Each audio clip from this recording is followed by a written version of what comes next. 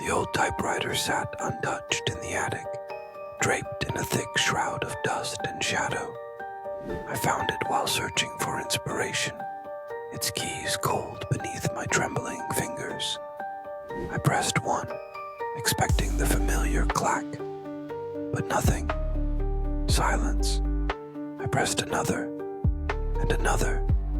Still, nothing. Frustrated, I whispered, "Write for me." Suddenly, the keys moved on their own, rattling out words in a language I didn't recognize.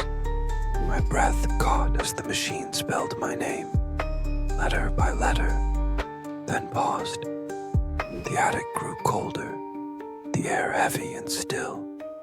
The typewriter resumed, this time in English. "I am here. Let me out." I stumbled back, heart hammering in my chest. The typewriter's carriage jerked violently, keys slamming in a frantic frenzy. "Open the door."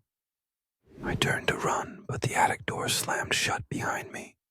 The typewriter screeched, "Let me out, let me out, let me out." Over and over, the words bleeding into the paper. The air thickened with the stench of rot and decay.